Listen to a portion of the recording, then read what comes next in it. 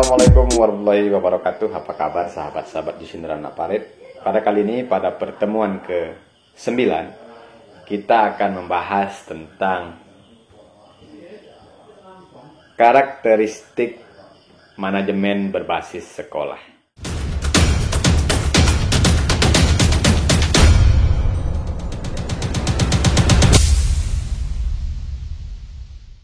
Sahabat-sahabat semua yang sedang dan yang ingin mempelajari tentang manajemen berbasis sekolah, khususnya tentang karakteristik manajemen berbasis sekolah ini. Nah, untuk menguraikan karakteristik manajemen berbasis sekolah, pendekatan sistemnya itu adalah input, proses, dan output. Jadi, karakteristik MBS itu yang pertama adalah input, yang kedua adalah proses, yang ketiga adalah output. Nah, jadi ketiga-tiga ini antara input, proses, dan output digunakan untuk memandu dalam manajemen berbasis sekolah. Nah, hal ini didasari bahwa sekolah itu merupakan sebuah sistem, sehingga penguraian karakteristik manajemen berbasis sekolah yang juga karakteristik sekolah efektif didasarkan kepada input, proses, dan output. Nah, menurut Rohiyat, dalam menguraikan karakteristik manajemen berbasis sekolah, pendekatan sistemnya itu yaitu input, proses, dan output untuk memandunya. Nah, kita akan coba melihat output itu ya. Output yang diharapkan dari manajemen berbasis sekolah itu. Output sekolah adalah prestasi sekolah yang dihasilkan melalui proses pembelajaran dan manajemen di sekolah. Nah, output terbagi menjadi dua, yaitu output berupa prestasi akademik dan output prestasi non-akademik. Output prestasi akademik itu misalnya lomba karya ilmiah remaja, atau lomba bahasa Inggris, lomba matematika, lomba fisika, kemudian cara berpikir kritis, kreatif, divergen, nalar, dan rasional. Kemudian induktif, deduktif, dan ilmiah.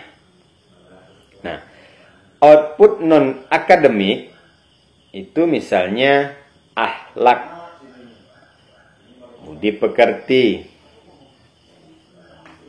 dan perilaku sosial yang baik seperti bebas narkoba, kejujuran, kerjasama, rasa kasih sayang yang tinggi, solidaritas yang tinggi, toleransi, kedisiplinan, kerajinan, prestasi olahraga, kesenian, dan kepramukaan.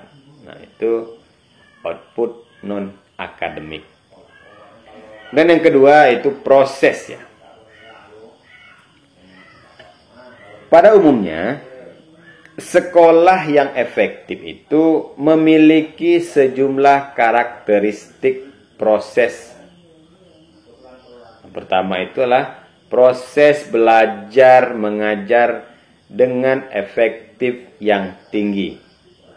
Kemudian yang kedua, kepemimpinan sekolah yang kuat. Yang ketiga, lingkungan sekolah yang aman dan tertib. Yang keempat, pengelolaan tenaga kependidikan yang efektif. Yang kelima, sekolah memiliki budaya mutu. Yang keenam, sekolah memiliki teamwork yang kompak, cerdas, dan dinamis. Dan selanjutnya, sekolah memiliki kewenangan, yaitu kemandirian. Kemudian sekolah memiliki keterbukaan atau transparansi manajemen. Kemudian sekolah melakukan evaluasi dan perbaikan secara berkelanjutan.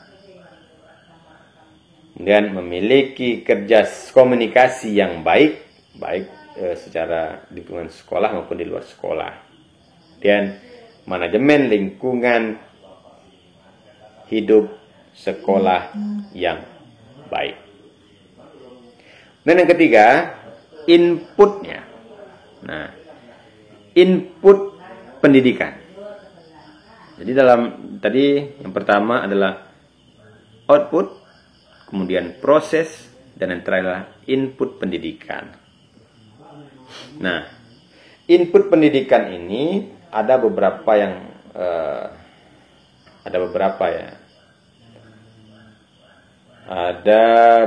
hal. Yang pertama itu memiliki kebijakan, tujuan, dan sasaran mutu yang jelas. Kemudian sumber daya tersedia dan siap. Kemudian staf yang kompeten dan berdedikasi tinggi. Kemudian memiliki harapan prestasi yang tinggi. Kemudian fokus pada pelanggan. Nah, pelanggan di sini adalah siswa. Kemudian input manajemen. Nah, karakteristik manajemen berbasis sekolah itu yang pertama adalah kemandirian. Nah, kemandirian itu menggambarkan otonomi manajemen sekolah yang efektif dan layanan belajar yang bermutu menggunakan evaluasi hasil belajar yang standar, prestasi pembelajaran. Kemudian yang kedua, kemitraan, yaitu memanfaatkan potensi pemangku kepentingan sekolah, yaitu pemberdayaan potensi sekolah dan masyarakat. Yang ketiga, partisipasi.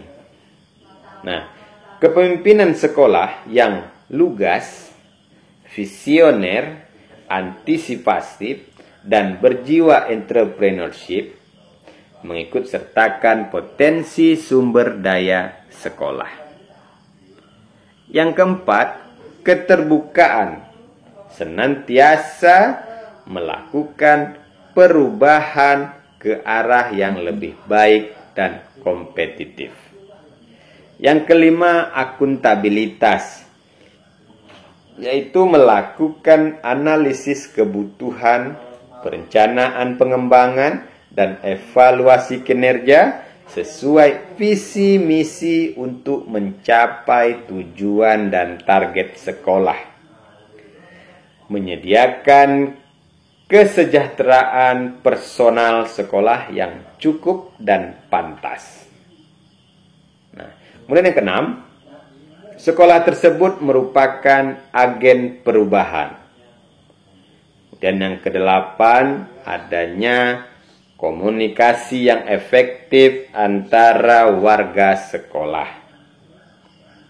Kemudian selanjutnya, kepemimpinan yang efektif, yaitu memiliki kepribadian, manajerial, dan kewirausahaan. Dan selanjutnya, adanya kolaboratif teamwork dan memiliki tujuan bersama.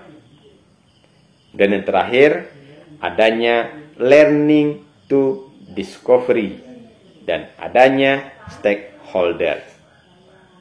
Nah, jadi sahabat-sahabat Justina Parit, dalam karakteristik manajemen berbasis sekolah,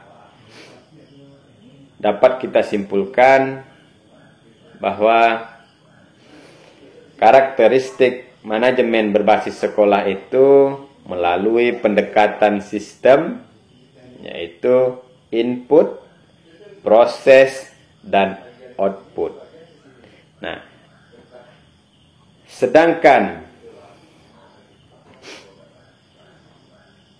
karakteristik manajemen berbasis sekolah itu adalah kemandirian sekolah, kemudian kemitraan sekolah, kemudian partisipasi sekolah, kemudian keterbukaan sekolah, kemudian akuntabilitas sekolah, kemudian sekolah menunjukkan adanya kegiatan pembelajaran, kemudian sekolah itu merupakan agen perubahan, kemudian adanya komunikasi yang efektif antar warga sekolah, kemudian kepemimpinan kepala sekolah yang efektif, kemudian adanya kolaboratif teamwork yang memiliki tujuan bersama, kemudian adanya learning to discovery di antara stakeholder yang ada di sekolah.